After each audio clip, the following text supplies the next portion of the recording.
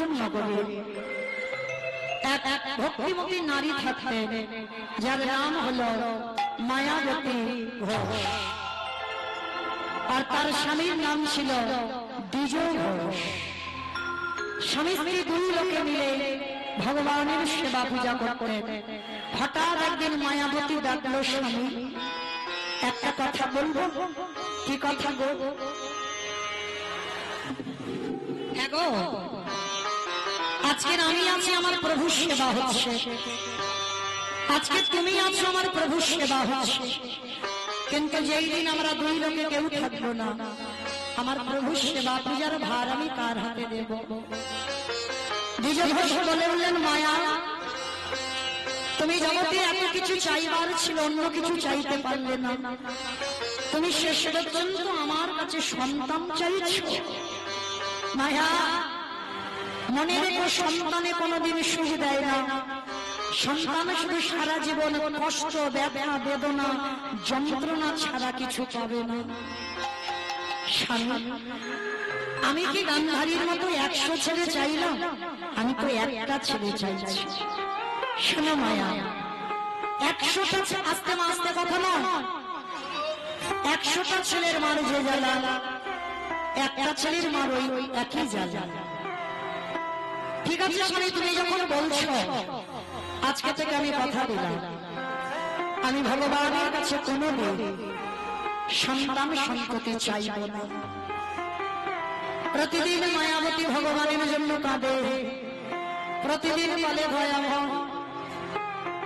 এত কাঁদি, এত ডাকি, আমার ডাকি তোমার চরণে পৌঁছায় না।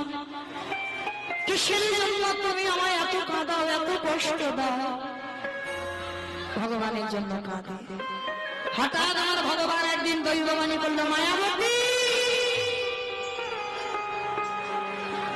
তোমার ভক্তিতে আমি বড় সন্তুষ্ট। তোমার লালন করে আমি একটা সন্তান পাঠাবো, কিন্তু মনে রেখো মায়া, সন্তান গর্ভে ধারণ করবার পর তোমাকে বেছে নিতে হবে। তুমি যদি তোমার স্বামীকে বাঁচাতে চাও, তোমার গর্ভের সন্তান গর্ভেই মারা যাবে। আর যদি তুমি তোমার সন্তানকে বাঁচাতে চাও, তোমার স্বামী চিরজন্মের মতো তোমাকে ছেড়ে চলে যাবে। চিৎকার করে বলে উঠলেন, দয়া মা,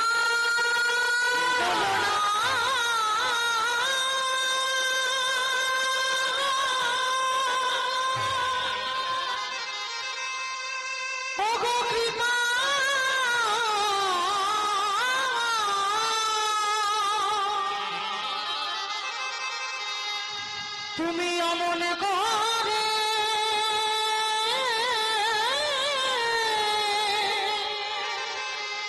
বলো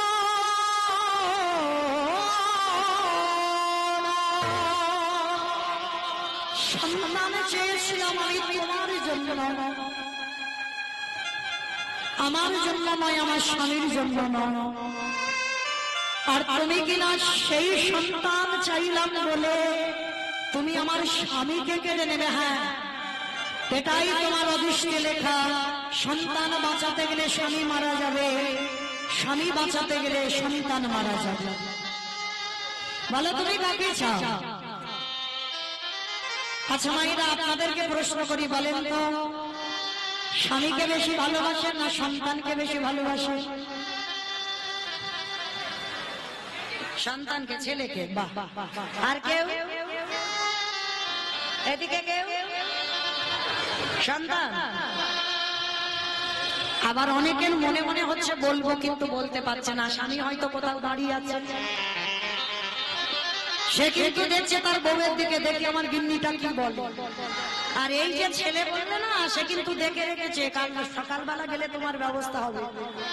মমিতার কীর্তন শুনতে শুনতে বললে, তুমি ছেলে ভালোবাসিস, তার মানে আমায় ভালোবাসো না, যাও ছেলের কাছে যাও।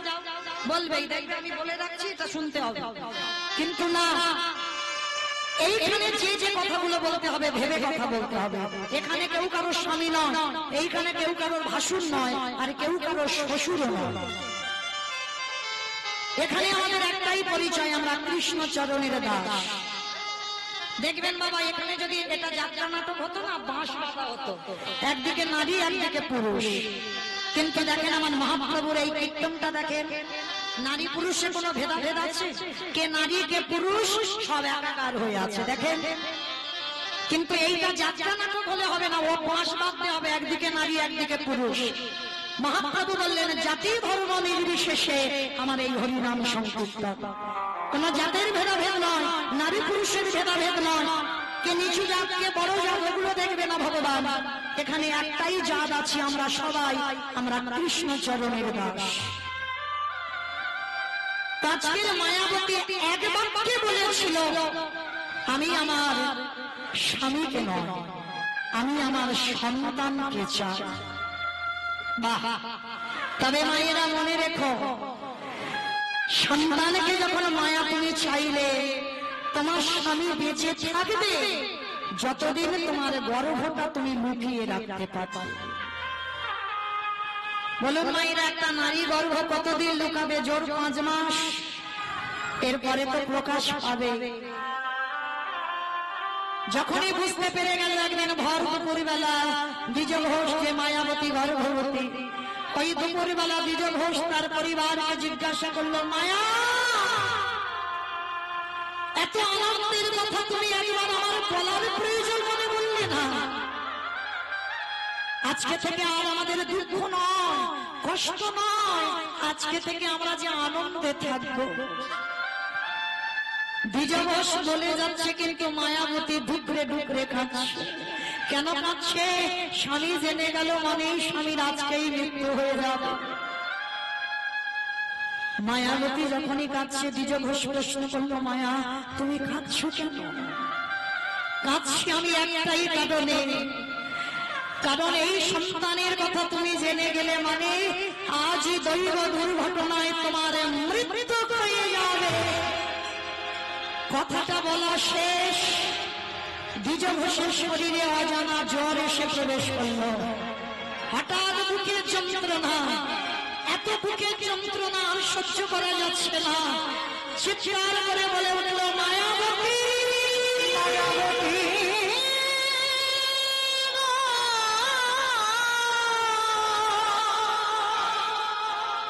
অসহ্য জ্বালা, অসহ্য যন্ত্রণা, আর এত বুকের যন্ত্রণা হচ্ছে আর সহ্য করতে পারছে না।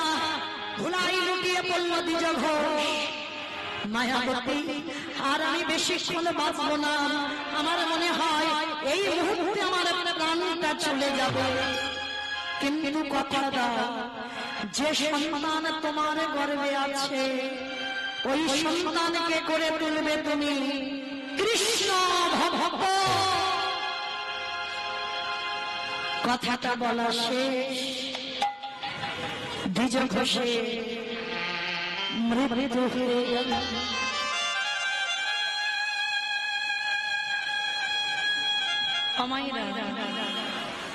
সন্তান ভালোবাসি বলে এই নয় যে আমরা স্বামী ভালোবাসি। আর এই জগতে যতদিন তোমার মাথাতে ছাতাটা থাকবে ততদিন দেখবে বাবা তুমি কিছু বুঝতে পারবে না, তোমার চারদিকে আলোয় আলোকিত হয়ে থাকবে। কিন্তু যেদিন তোমার মাথা থেকে ছাতাটা চলে যাবে, চিরজন্মের মতো তুমি কাঙালি হয়ে যাবে, আর তোমার আহা বলার কেউ থাকবে না। মায়াবতী এক বাক্যে বলেছিল, আমার সন্তানকে বাঁচিয়ে দাও। কিন্তু তা বলে এই নয় যে স্বামী ভালোবাসি না। স্বামী যদি 19 হয়, সন্তান একটু বেশি হবে 20। কিন্তু যে মা পৃথিবীতে স্বামী হারিয়েছে সেই মা জানে তার বেদনাটা কত। আছে বলে কিছু অনুভব করি না, কিন্তু যেদিন চলে যাবে সেদিন বুঝবে এর মর্মটা কেমন। চলে গেল চিরজন্মের মতো গর্ভবতী মা, স্বামীর মরা মাথাটা কোলে নিয়ে বলে উঠল, দয়াময় ছোটবেলা থেকে তোমায় ভজন করছি, ছোটবেলা থেকে তোমায় ডাকছি, তুমি কি একবারও আমার ডাকে শুনতে পাও না? এত কাঁদি এত ডাকি, তোমায় ভালোবাসলাম বলে আমি দুচারিণী হয়ে গেলাম দয়া।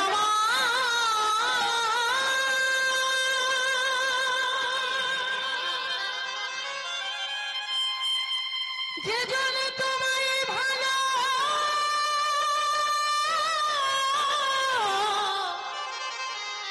ভালোবাসে,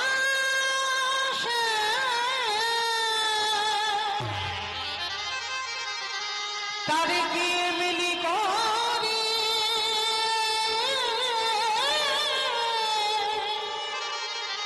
কাঁদিতে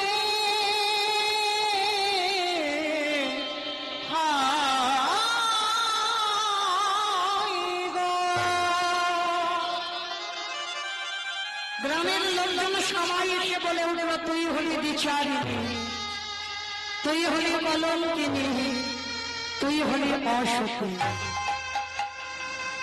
কেউ খেতে দেয় না মায়াবতীকে, যার বাড়িতে যায় সে লাঠি মেরে তাড়িয়ে দেয়। গ্রামের শেষ প্রান্তে একটা বাড়িতে কাজ পেয়েছে, জানো মা, কোনো মাইনে নয়, কোনো বেতন নয়, সারাদিন কাজ করে, খেতে দেয় বাবা ওই ছোট একটা বাটিতে করে ভগবানের প্রসাদী। ওই ভগবানের প্রসাদীটা মা প্রসাদ পায়। দেখতে দেখতে 10 মাস 10 দিন পর স্বামী শোক ভুলে গেল, কোল আলো করে একটা ফুটফুটে পুত্র সন্তান এলো। আর ওই পুত্র সন্তানকে কোলে পেয়ে মা আমার নাম রেখেছিল বিহারী লাল। দুঃখের ঘরে জন্ম নিল,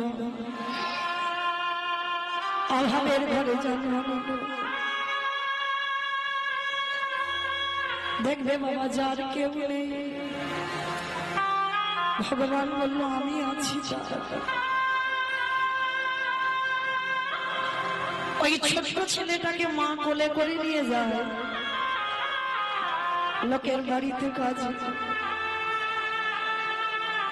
আস্তে আস্তে কথা হচ্ছে কেন, এত কথা হচ্ছে কেন? দান দেন কিন্তু কথা বলেন না। আর আধা ঘন্টা টাইম আছে, একটু শান্ত হয়ে, জানি গরম হচ্ছে, খুব কষ্ট, আর এই কষ্ট হলেও তো বাবা আমাদের গাইতে হবে। একটু শান্ত হয়ে বসে ভগবানের সাধন ভজন তো সোজা নয়। কতটুকু কৃষ্ণ বলে কেঁদেছি, কৃষ্ণ পাবে। কতটুকু তুলসী তলায় চোখের জল দিয়েছ, কৃষ্ণ পাবে। কৃষ্ণ পেতে গেলে বাবা আগে কাঁদতে শিখতে হবে। এই পৃথিবীতে যে বেশি কাঁদতে পারবে ভগবান তার দরজায় আগে চলে যায়। মনে রেখো বাবা, ভগবানকে তুমি অট্টালিকা দিয়ে ধরে রাখতে পারবে না, শ্বেত পাথরের মন্দির করে দিয়ে ধরে রাখতে পারবে না, রজনীগন্ধার মালা দিয়ে ধরা যায় না। ভগবানকে ধরতে তারাই পারে ভক্তের চোখের জল। এ জীবনে কাঁদলেন, কৃপা নাই বা হলো, এর পরের জন্মে নাই বা হলো, কিন্তু একটা জন্মে আমার গোবিন্দকে কৃপা করতেই হবে। যে জনে নয়নে জলে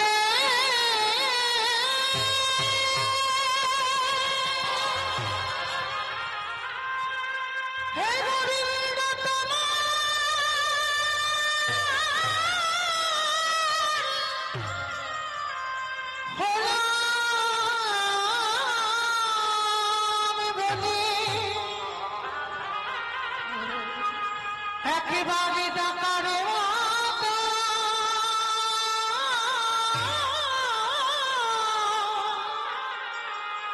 ডাকিতে পারে আমার ভগবান,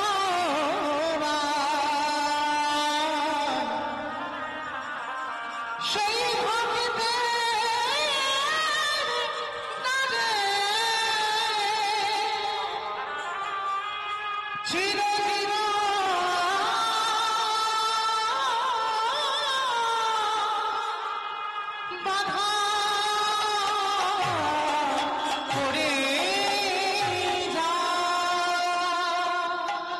দেখতে দেখতে ছেলেটার বয়স দাঁড়ালো 5 বছর। 5 বছরের ছেলে মার কোমরটা জড়িয়ে ধরে বলছে, ওমা মা গো, আমি সেই ছোটবেলাতে দেখছি তুমি লোকের বাড়ি কাজ করো, ও মামা তোমার খুব কষ্ট হয়, আমার কৃষ্ণ কি পারে না আমার একটু বড় লোক করে দিতে? আমার বন্ধুরা শব্দ দেখে গোটা গোটা চালের অন্ন পায়, ও মামা আমি কি কোনোদিন গোটা চালের অন্ন পাবো না?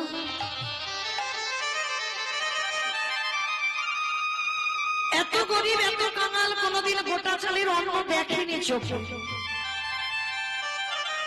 সবসময় খুদের ভাত খায়। আমার কৃষ্ণ পারে না আমার একটু বড় লোক করে দিতে? বড় লোক হতে চাস না বাবা, খোকারে বড় লোক হলে যে কৃষ্ণ ভুলে যাবে, বড় লোক হলে কৃষ্ণের কথা মনে যত গরিব থাকবি, যত কাঙাল থাকবি, যত ভিখারি থাকবি, তত আমার কৃষ্ণ কাছে কাছে থাকবে। এটা বাস্তব, দেখবেন মা, যখন তোমার খাবারের অভাব, যখন তোমার একটা কুঁড়ে ঘর থাকবে, তখন তুমি আমার কৃষ্ণকে ভালোবাসতে যাবে। আর যেই আমার ভগবান তোমার একটা পাথর সেটিং করা ঘর দিল, 1 তালা হলো, 2 তালা হলো, 3 তালা হলো, যত তালা বাড়বে মনে রেখো মা তোমার তত জ্বালা বাড়বে।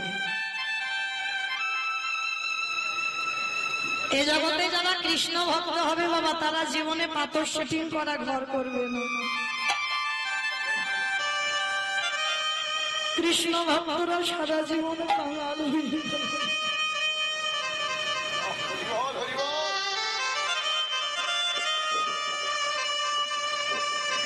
কৃষ্ণ ভক্তরা সারা জীবন পথের ভিখারি হয়ে যায়। আরে কৃষ্ণ ভক্ত যদি হয়েছে বাবা, তোমাকে সারা জীবন কষ্ট পেতে হবে, এইটা ভুলে গেলে হবে না বাবা। সারা জীবন তোমার কাঁদতে হবে, যে করে আমার আশ তারে করি সর্বনাশ। ভগবান জীবনে সর্বনাশ করে না, ভাষাগুলো বুঝতে হবে। সর্বনাশ ভগবান সর্বনাশ করে বাবা জীবনে। ভক্তজি প্রাণ, ভক্তজি জীবন, তাহলে ভগবান কোনদিন সর্বনাশ করে না। সর্বনাশ করে দেয় মানে আত্মীয় পরিজন বন্ধু বান্ধব তুমি যাকে বেশি ভালোবাসে প্রথমে ভগবান তাকে কেড়ে নেবে, তারপরেও যদি তুমি তার চরণ না ছোঁবে, তারপরে আমার ভগবান তোমাকে ভক্তে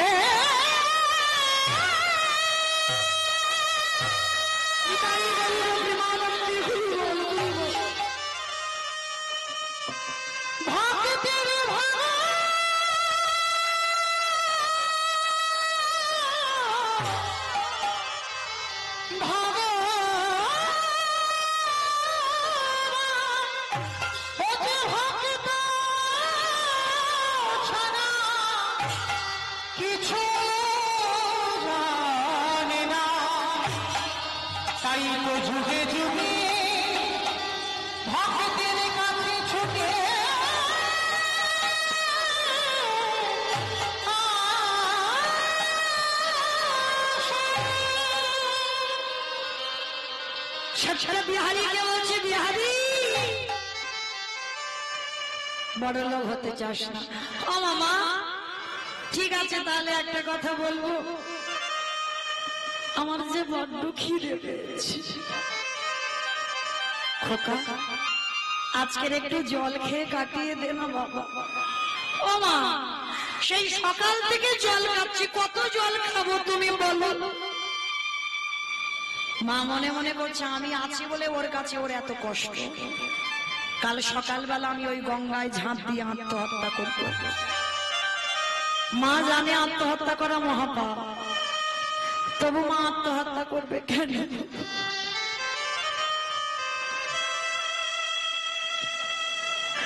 আমি না মরলে আমার ছেলেটা খেতে পাবে না। দেখবেন মা, কারোর যদি বাবা মা দুজনেই না থাকে, গ্রামের লোকরা অনাথ বলে খেতে দেয়। মা ভাববে আমি চলে যাব, চলে যাব, আমি চলে গেলে ও তো ভালো থাকবে। ছেলেটাকে কোলের কাছে নিয়ে মাথায় হাত বুলাচ্ছে। আর দেখবেন মা, মায়ের কাছে ছেলে মেয়ে কোনোদিন বড় হয় না। হয় কি, বাবার কাছে বড় হয়ে যায় ছেলে, কিন্তু মার কাছে মনে সে ছেলের বিয়ে হয়ে যাবে, ও গো দেখবে ছেলে যখন কোলের কাছে সে ঘুমাবে, সেই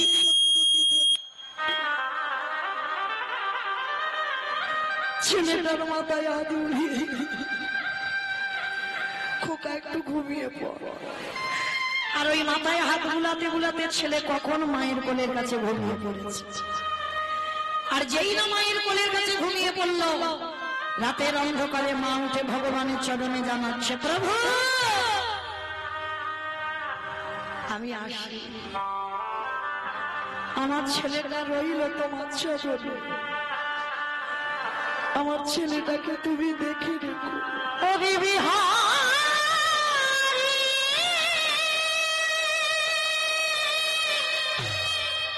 ও যেন অন্তিম সময়ে কৃষ্ণ চলে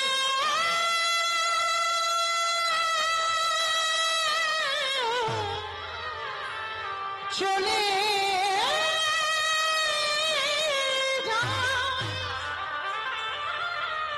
আমি কোনো দিনা ফিরে আসব না, আমি চলে যাই ওরে বিহারী।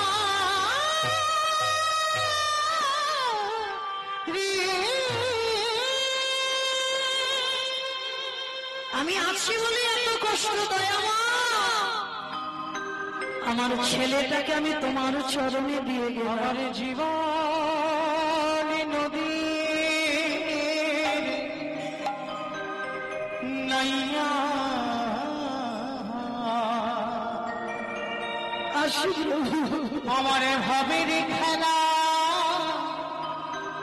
সঙ্গ হরে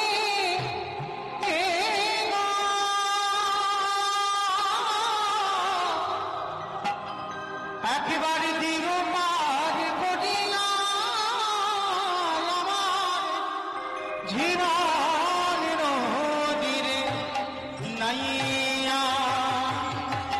কৃষ্ণ জীবন নদী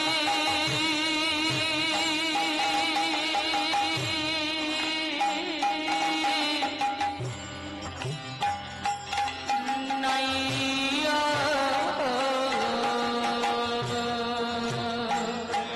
আমার ছেলেটাকে তোমার চরণে দিলাম, আমার ভবের খেলা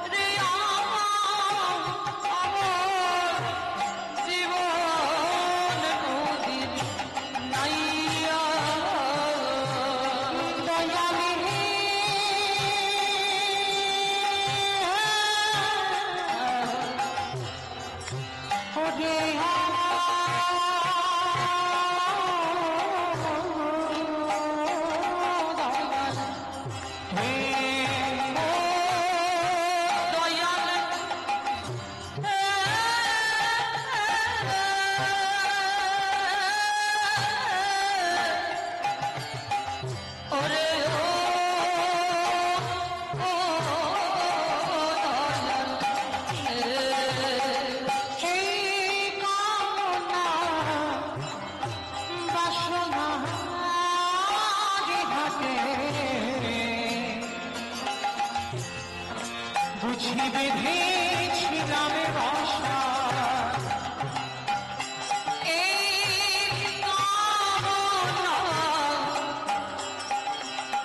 বাসনার হাতে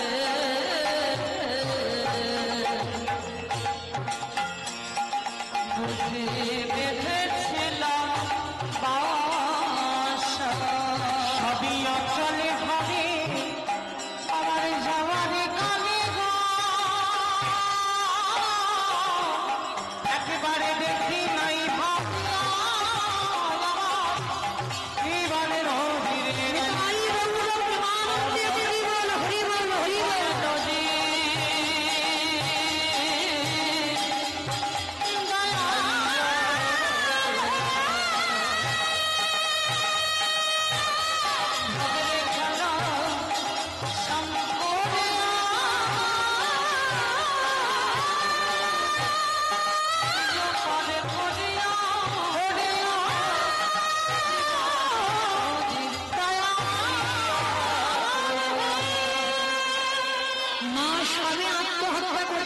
পেছন থেকে ছেলেটা উঠে এসে মার কোমরটাকে জড়িয়ে ধরেছে। মা কোথায় চলে যাচ্ছি? আমি কথা দিচ্ছি মা, জীবনে তোমাকে বলবো না আমার খিদে পেয়েছি। আমি জীবনে বলবো না যে আমায় কিছু খেতে দাও, কিন্তু তুমি চলে গেলে কে আমায় মানুষ করবে মা? কে আমায় ঘুম পাড়াবে? কে আমায় খেতে দেবে? মার কোমরটা জড়িয়ে ধরিয়ে আমি কথা দিলাম বাবা, আর তোকে ফেলে কোথাও আমি যাব না, যতদিন বাঁচবো আমি তোকে নিয়েই বাঁচবো। ও মা, মা ঠিক আছে, একটা কথা বলবো, তুমি তো লোকের বাড়ি কাজ করো, আমিও কাজ করব। দুর্বোকা তুই এইটুকু বাচ্চা মানুষ, তুই কি কাজ করবি? ও মাম্মা, আমি অন্য কাজ না পারি, আমি তো ঘোষের ছেলে, আর ঘোষেদের একটা জাত ব্যবসা আছে। কি ব্যবসা বলো তো?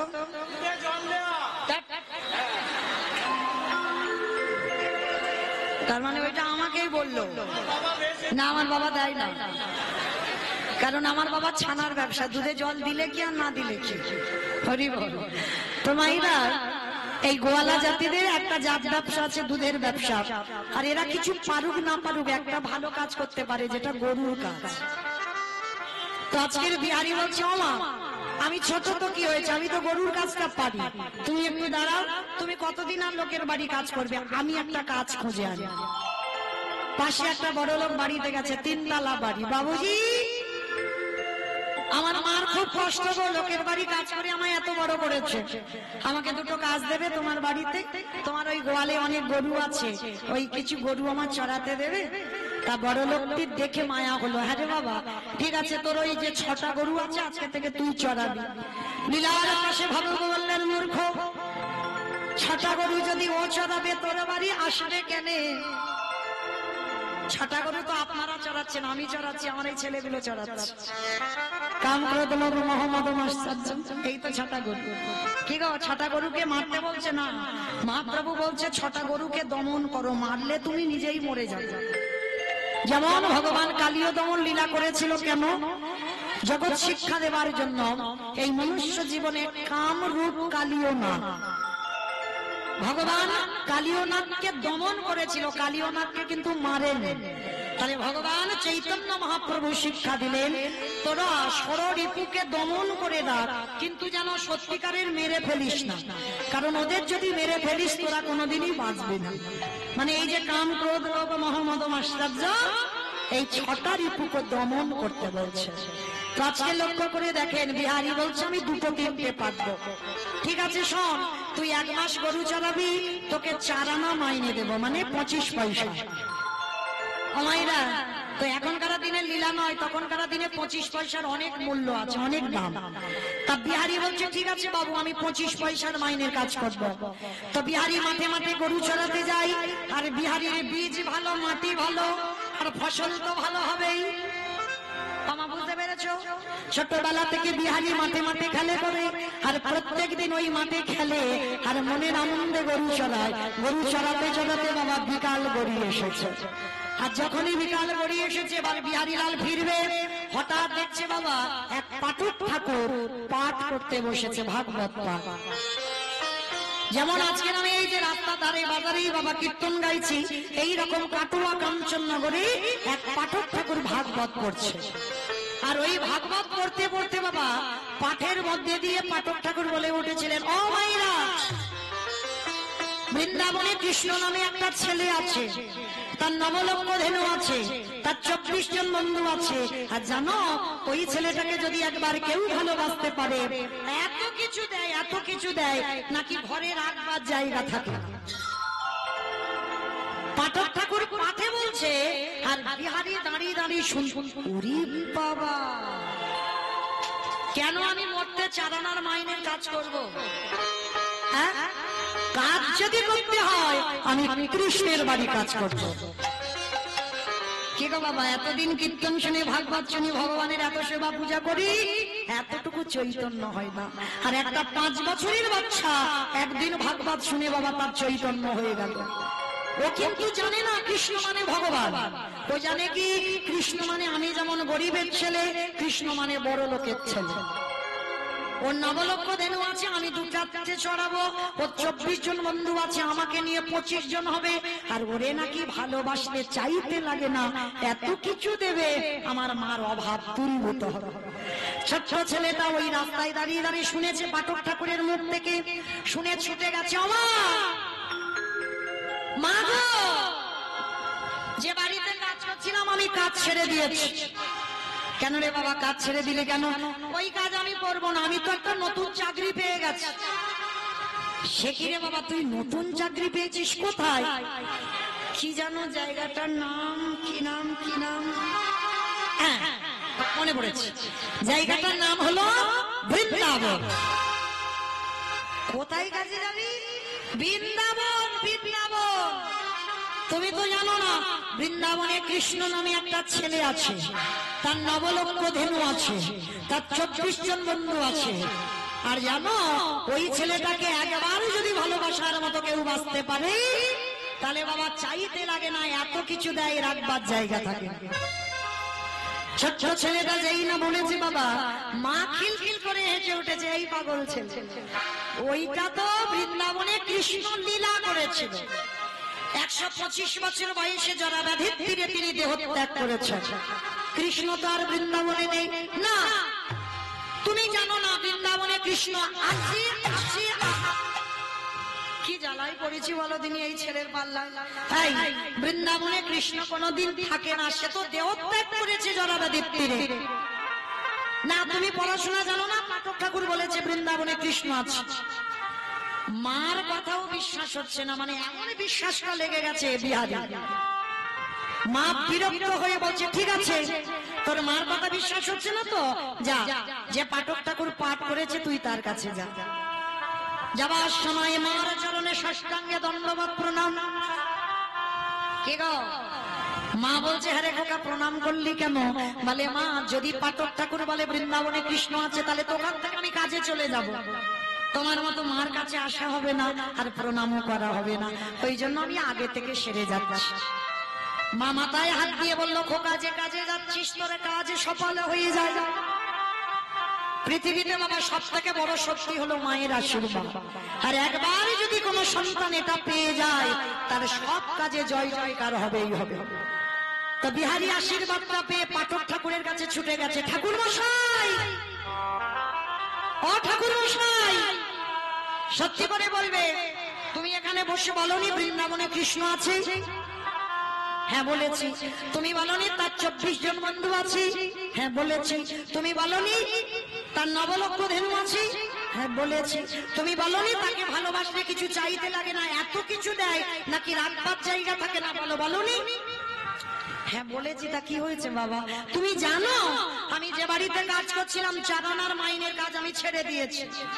আমার মার বড় দুঃখ, লোকের বাড়ি কাজ করে আমায় এত বড় করেছে, আমি চাই আমার মা দুঃখ মোচন করতে। পাঠক ঠাকুরের চোখে এলো জল। এতটুকু দুধের বালক আমার মুখের ভাগবত শুনে ওর চৈতন্য হলো, আর আমি এতদিন আরাধনা করি আমার চৈতন্য হলো না। তাহলে এই ছেলেটাকে যদি সত্যি কথা বলি ওর বিশ্বাস চলে যাবে। না না না, সত্যি বলা যাবে না, আবার মিথ্যাও বলা পাপ। তাহলে কি বলবো? সত্যি বলবো না, মিথ্যা বলবো না, এমন একটা কথা বলতে হবে। বিহারী শোন, আমার ডাকে বৃন্দাবনে কৃষ্ণ নামবে না, কিন্তু বিহারী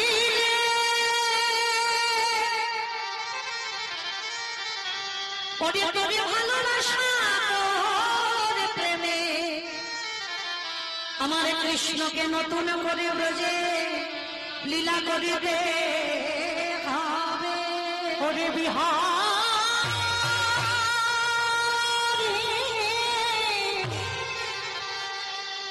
এমনই অনুরাগ মহানে কৃষ্ণ বাবা এমন ভালোবাসা না দিলে কি কৃষ্ণ বাবা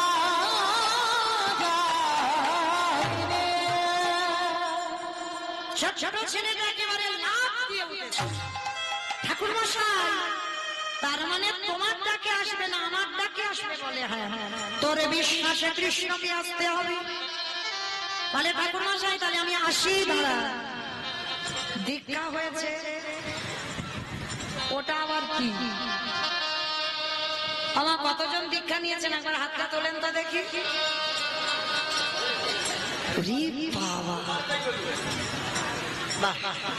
অনেক হাত উঠেছে। আচ্ছা মায়েরা, তাহলে দীক্ষা যখন নিয়েছ, যারা যারা হাতগুলো তুললেন চরণ ধরে বলে যাই একটু আশ্রয় করো। কেন? এই ভব নদী পার হতে গেলে আমার গুরুর কান্ডারিকে ধরতে হবে, তবে এ দেহ তরণী আমার ভগবানের চরণে যাবে। আরে দেহ তরণীকে পাইতে গেলে গুরুর কান্ডারি লাগে। ওই গুরু চরণ না বুঝিলে এ জগতে সংসারে আমার রাধা গোবিন্দের যুগা ভজন হবে না। একবারে ধরো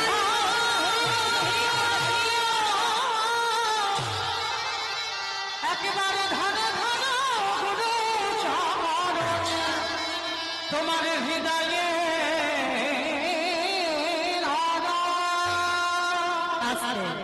বিহারী লাল দীক্ষা নিয়ে নিল। পাঠক ঠাকুর বলল, আজকে থেকে আমি তোর গুরুদেব, দক্ষিণা দিবি না? দীক্ষা দিলে দক্ষিণা দিতে হবে, দে। বিহারী বলছে, দেখো আমার কাছে তো কিছু নেই, কৃষ্ণের বাড়ি কাজে যাচ্ছি, 1 মাস পরে অনেক টাকা আনবো, অর্ধেকটা আমার মাকে দেব আর অর্ধেকটা আমি তোমাকে দেব।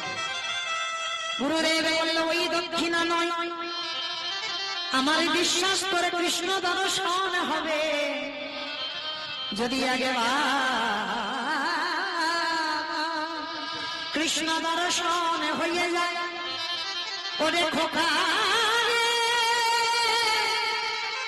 ওরে আমার নাম একবার গোবিন্দ চরণে একেবারে জানাই দিবি। তোমার নামটা বলবো তো? ঠিক আছে, এবার আমি আসি। আশীর্বাদ করলো, যে কাজে যাচ্ছিস তোর কাজ যেন সফল হয়। ছোট ছেলেটা বেরিয়ে পড়ল কৃষ্ণের বাড়িতে কাজ করবার জন্য। কৃষ্ণ নামে মাইরা টুলু ধরে সবাই বৈঠা হাতে শালিনী বৌদি পাইয়া একেবারে কৃষ্ণ নামে বৈঠা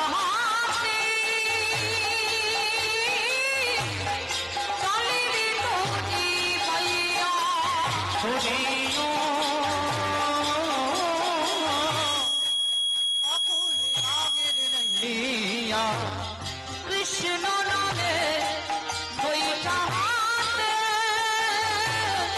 চলে রে তোজি বাইয়া। চারিদিকে আসবে ছোট বৃষ্টি করছে, মুহুর্মুহু চলছে পাঠ। কৃষ্ণ আকাশ ভেঙে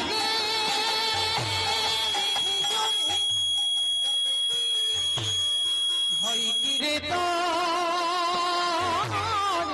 কৃষ্ণ আছে, কৃষ্ণ নামে ঘন ঘট দেহে বেঁধে উড়াইয়া ওরে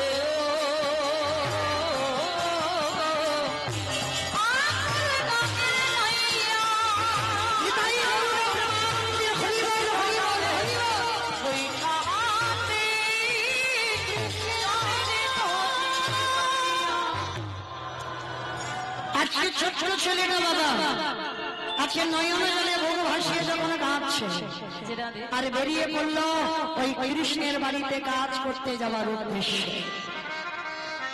কত দূর আমি আর চলতে পারি না, একবার আমার কাছে করে নে না বন্ধু।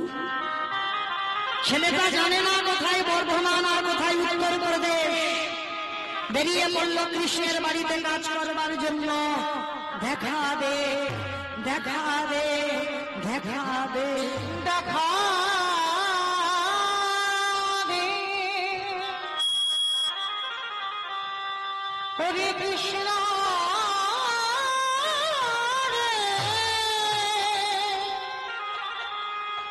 আমি তো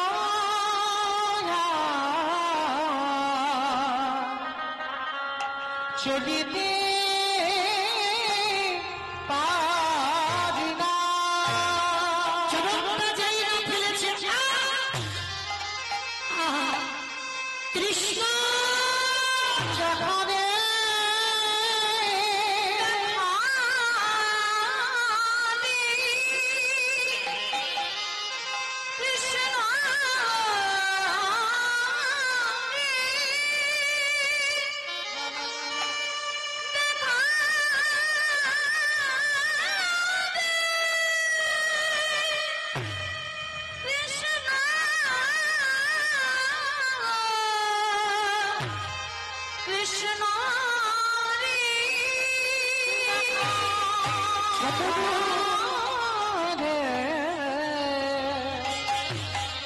কৃষ্ণ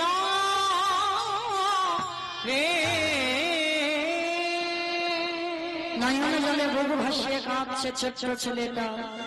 আর কি ভগবান থাকতে পারে? বৃন্দাবনের বঙ্গজি পাথর রূপ ত্যাগ করে দিয়ে ছোট ছোট বন্ধুর ধারণ করেছে। আর বিহারী অনাহারী অনিদ্রায় গাছের তলায় বসে অচৈতন্য হয়ে পড়ে গেল। আর যেই অচৈতন্য হলো চেতন সত্তা ভগবান বন্ধুর ধারণ করে এসে বলছে, বিহারী কে গো তুমি? আমি, আমার নাম হলো বিপদ ভঞ্জন মধুসূদন। যারা যারা বিপদে পড়ে আমি তাদেরকে রক্ষা করি। ও তুমি বিপদ ভঞ্জন, অবিপদ ভঞ্জন, তাহলে বলতে পারো কত দূর গেলে আমি কৃষ্ণের বাড়ি পাবো? হাই ভগবান জলের ঘাটে নেমে জল জল করছে, সামনে কৃষ্ণ, কৃষ্ণকে বলছে কৃষ্ণের বাড়ি কোথায়? কৃষ্ণের বাড়ি তো জেনে লাভটা কি হবে? অবন্ধ কৃষ্ণের বাড়ি কেন যাবো জানো? আমার মার দুঃখ মোচন করতে আমি কাজে এসেছি।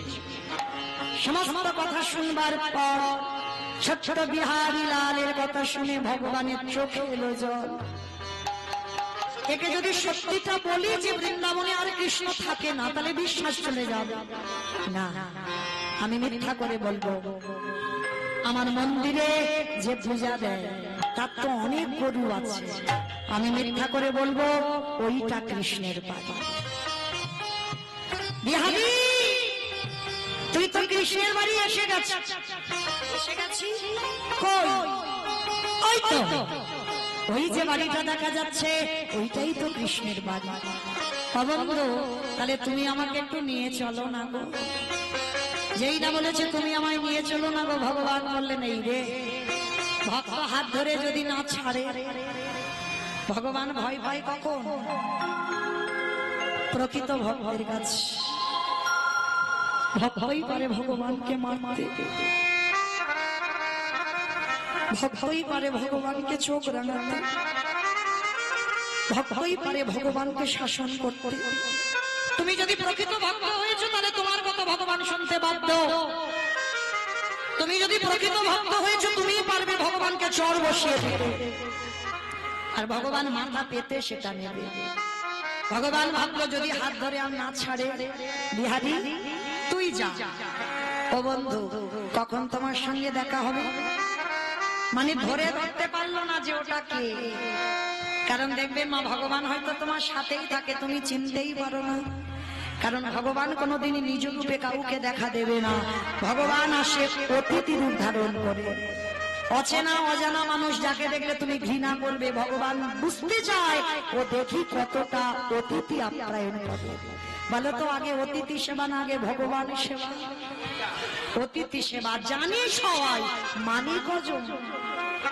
দেখবেন দুপুরবেলা খেতে বসেছে, একটা ভিখারি এসে একটু খাবার চা, দূর খেয়ে দে কাজ নেই, একেবারে দুপুরের টাইমে এলো, আবার খাবার টাইমে এখন আমার হাত জোড়া আছে তুমি অন্য বাড়ি যাও। কিমা অনেকে বলে না, তবে তোমাদের ঠাকুরদাতে না বলুক, আমার গ্রামেই বলে হাত জোড়া আছে তুমি অন্য বাড়ি দেখো। কিন্তু মা বলা তো যায় না কার ঘরে কখন ভগবান কোন রূপে আসে। কিছু যদি না থাকে অন্তত এক গ্লাস জল তাকে দেবে, একটু বসবার জায়গা দিয়ে। কারণ একটা অতিথি, একটা বৈষ্ণব, একটা ব্রাহ্মণ যদি তোমার থেকে চলে যায়, শত শত জন্মের পূর্ণের ফল সে পিছনে করে নিয়ে চলে যায়। আজকের বিহারীকে বলছে শোন আমার সঙ্গে তোর দেখা হবে কখন জানিস? নিরজনে বসে একেবারে নয়নের জলে যদি দাদার মতো আমি যে ভক্তে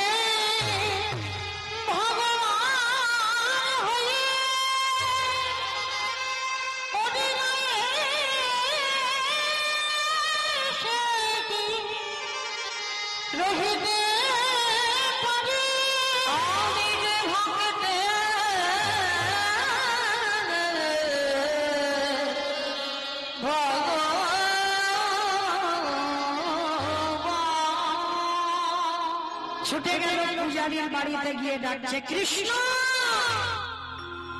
কৃষ্ণ। পূজারী বেরিয়ে এসে বলছে এই কে তোর কৃষ্ণ? এটা কেন করে কৃষ্ণ কৃষ্ণের বাড়ি নয়, ছোট্ট বাচ্চা ছেলে, সোজা সরল ছেলে, কোনো ঘোর প্যাঁচ বুকের ভিতরে নেই। আমি জানি গো এইটা কৃষ্ণের বাড়ি। আমার বন্ধু বিপদ ভঞ্জন বলেছে তুমি কি কৃষ্ণের বাবা? পূজারীর চোখে এলো জল। সমস্ত ঘটনাটা শুনবার পর বলছে শোন বাবা, আমার একটা নিজের ছেলে আছে, জন্ম দেওয়া ছেলে, যার নাম গোপাল। তুই হলি আমার আরো একটা ছেলে বিহারী লাল, পালিত ছেলে। আর কৃষ্ণ আমার একটা ছেলে, তবে ও হঠাৎ দেখা দেয় না, অনেক করে ডাকতে হয়। বিহারী বললো ও নিয়ে তুমি ভেবো না বাবা, আজকে থেকে ওকে এমন করে ডাকবো ও আমার ডাকে সাড়া দিতে বাধ্য। প্রতিদিন বিহারী আশ্রয় পেয়ে মাঠে মাঠে গরু চড়ায়, কৃষ্ণ কৃষ্ণ বলে ডাকে। ডাকতে ডাকতে ভগবানের একদিন ডাক কানে পৌঁছে গেল।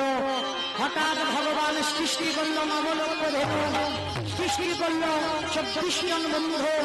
ভগবান সবার মাঝখানে মুরলী বাদন করছে।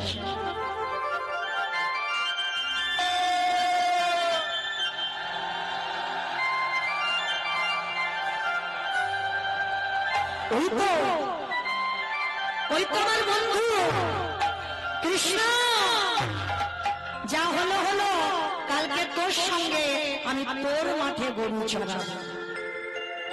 বিহারী ফিরে এলো বাড়িতে, পরের দিন মাঠে গরু চড়াতে যাবে। আর পরের দিন হয়ে গেল একাদশীর উপবাস।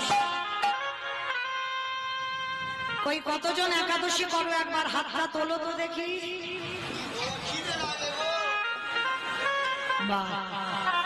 অনেক ভক্ত একাদশী, খুব ভালো লাগলো মা। এতদিন কীর্তন গাইছি, বহু জেলাতে যাই, কিন্তু এত হাত ওঠেনি। খুব ভালো। সবাই সত্যি সত্যি তুলছো তো নাকি মিথ্যে মিথ্যে করে তুলছো? হ্যাঁ ঠিক ঠিক বাবা, ভগবানের পারে মিথ্যে। হরি বল। চরণে কোটি কোটি ধন্যবাদ প্রণাম। আর যারা করেন না তাদের চরণে ৮ কোটি কোটি দণ্ডবত। কারণ চরণ ধরে বলে যাই বাবা, যারা পালন করেন তো খুব ভালো, কারণ কিছু উপবাস করতে লাগবে না, কিন্তু বিশেষ করে ভগবানের সব থেকে প্রিয় ব্রত একাদশীর উপবাসটা অবশ্যই পালন করবেন। কারণ একাদশী তিথিতে যারা অন্ন প্রসাদ পাবে, বাবা মাকে হত্যা করলে যে পাপ হয় সেই পাপের বোঝা দিতে হবে। একাদশীতে অন্ন সেবা করলে, গুরুদেবকে হত্যা করলে যে পাপ হয় সেই পাপের বোঝা দিতে হবে। একাদশীতে অন্ন সেবা করলে, গো হত্যা করলে যে পাপ হয় সেই পাপের বোঝা তাকে নিতেই হবে, তাকে নরক যন্ত্রণা পেতে হবে। আমাইরা বলে তো যাচ্ছি না যে একেবারে নির্জল হোক, ফল পাবে, শাকার তৈরি করবে, আলু তরকারি, শুধু পঞ্চশস্য বাদ দিলে হবে। কেমন? যদি একান্ত অসুস্থ থাকো পঞ্চশস্য বাদ দিয়ে সেবা করবে। তো আজকে 5 বছরের ছেলে একাদশী করে। আচ্ছা মা বলো তো, সংসার সুখের হয় পুরুষের গুণে? সংসার সুখের হয় নাকি পুরুষের গুণে? মানে নিজের ধাক নিজে পেটালো। ভাবতে পারছেন কাদের জন্য হয় সংসার সুখের হয়? রমণীর গুণে। আচ্ছা মা, তোমাদের গুণগুলো আছে? আছে? তাহলে মনে রেখো, নারী হলো শক্তি। এরা যদি মনে করে বাবা লয় প্রলয় করে দিতে পারে, এরা যদি মনে করে আমার সংসারটা কৃষ্ণের ভক্তের সংসার করব, তো এরাই পারে, কোনো পুরুষ পারবে না। নারী পারবে তার পরিবারটাকে কৃষ্ণ ভক্তের পরিবার করতে। যদি আপনারা মনে করেন একাদশীতে আমার বাড়িতে অন্ন চড়বে না, স্বামী একটা একাদশী বাড়ি খাবে না, 2টো একাদশী খাবে না, 3টে একাদশী খাবে না, মনে রেখো শাস্ত্র বিধান দিল, এটা আমার কথা নয়, মৌমিতা বলছে না। তুমি কৃষ্ণ ভজন করবে, তোমার স্বামী যদি বাধা দেয় সেই স্বামীকে তুমি ত্যাগ করে দাও। তুমি কৃষ্ণ ভজন করবে, তোমার বাবা মা যদি বাধা দেয় সেই বাবা মাকেও ত্যাগ করে দাও। আত্মীয় পরিজন যদি তোমার কৃষ্ণ ভজনে বাধা দেয় সবাইকে তুমি ত্যাগ করে দিও, কিন্তু তথাপিও তোমাকে কৃষ্ণ ভজন করতে হবে। কেন? কৃষ্ণ ভজিবার করে সংসারে আইল, নিচে মায়ায় বদ্ধ হয়ে দিব্য সম হইল, নিতাই গৌর আনন্দে হরিব হরিব। এই দেহটা কৃষ্ণ ভজনের দেহ, এই জনমটা কৃষ্ণ ভজনের জনম। তাহলে কেন বাবা জেনে না জানার ভান করব? শুধু সারা জীবনটা সংসার সংসার সংসার করো, দেহটা সংসারে দাও, মনটা নয়, মনটা গোবিন্দ চরণে দিতে হবে। যেমন না ঢেকি দেখেছ, ঢেকি দুজনে পাত দেয় আর একজন গড়ে বসে বসে, তো ওই ঢেকিতে একবার করে পাত দেওয়া হচ্ছে, আর একজন গড়ের কাছে বসে চাল হোক গম হোক ঘুরিয়ে দিচ্ছে। ছেলে এসে বলছে মা স্কুলে যাব, আমার জামা কোথায়? বলে বাবা আল্লাতে রেখেছি, একটু পরে নে। স্বামী এসে বলছে হ্যাঁ গো অফিসে যাবো, রান্না বান্না করেছো? বলে আজকের পান্তা ভাত খেয়ে যাও। এই যে এতগুলো কথা বলছে, বলো তো মনটা কোথায় আছে? ঢেকির গড়ে, তাই না? মনটা যদি ছেলের দিকে যায়, মনটা যদি স্বামীর দিকে যায়, ওই ঢেকি হাতে পড়বে, আর হাতে পড়লে নিতাই গৌর হরিব হয়ে যাবে। তাহলে শাস্ত্র বিধানে দিল দেহ রেখে দাও সংসারে, মনটা রেখে দাও গোবিন্দ চরণে। আর এইভাবে যে সংসার করবে, এই জগতের সংসারে অচিরে কৃষ্ণ প্রাপ্তি হয়ে যায়, অচিরে কৃষ্ণ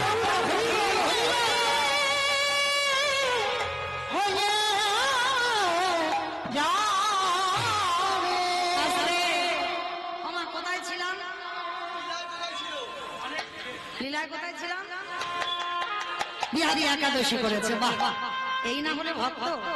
তো চলো, বিহারী 5 বছরের ছেলে একাদশী করেছে, আর পূজারী ভুলে গেছে বাবা বিহারীর জন্য খাবার পাঠাতে।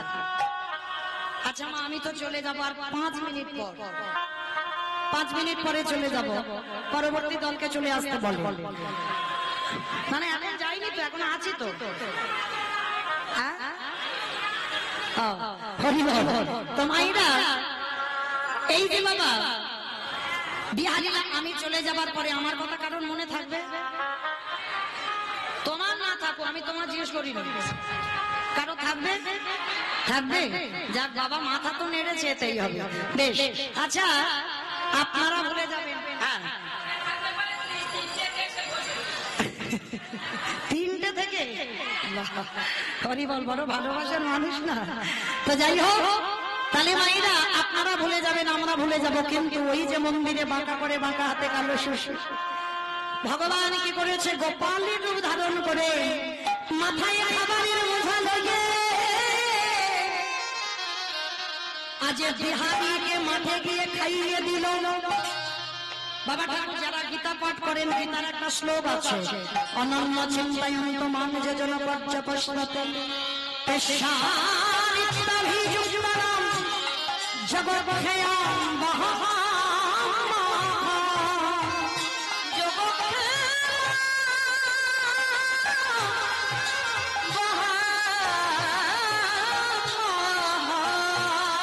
এর মানেটা কি, ভক্ত যদি অন্যান্য চিন্তা বাদ দিয়ে গোবিন্দ চিন্তায় মগ্ন হয়, গোবিন্দ বললেন সেই ভক্তের বোঝা আমি জগৎক্ষয়াম ভক্তের বোঝা ভগবান মাথায় করে বয়ে নিয়ে যায়। ভক্তের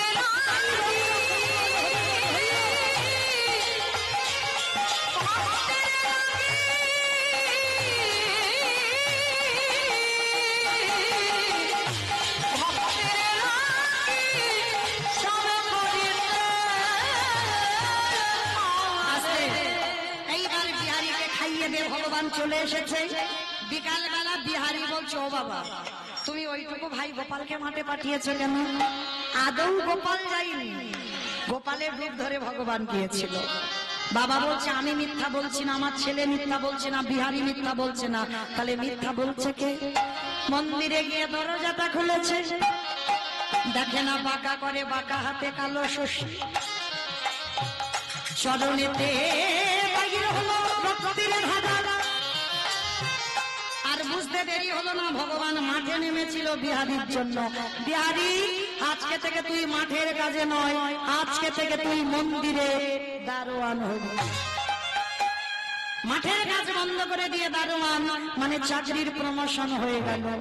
প্রতিদিন বিহারী পাহারা দেয়, আর আজকের বাবা ও পাহারা দিচ্ছে, কৃষ্ণ ঘুমাচ্ছে। হঠাৎ ভোরবেলা একটা বুড়ো বুড়ি এসেছে, তারপরে 8 জন মেয়ে এসেছে। অমাইরা তাদের মাথাতে সিঁদুর আছে, হাতে শাঁখা আছে।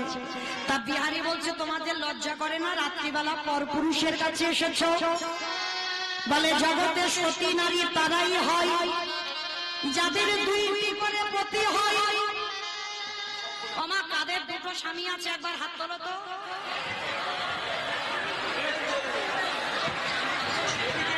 চলো চলো, কার 2টো স্বামী আছে হাত তোলো। ভয় পাচ্ছে, দেখেছো? যদি ফাঁস হয়ে যায় সব জেনে জানাজানি হয়ে যায়। আমার কারোর 2টো স্বামী আছে? একজন দিদি ভাই হাত তুলেছে, আমার 2টো স্বামী আছে। মানে আর কারণ নেই? মানে একটু বুঝতে দেরি, একটু বুঝতে দেরি, 5টা স্বামী হলো। বাহ! কিন্তু আমি বলছি সতী নারী তারাই হয় যাদের 2 পতি।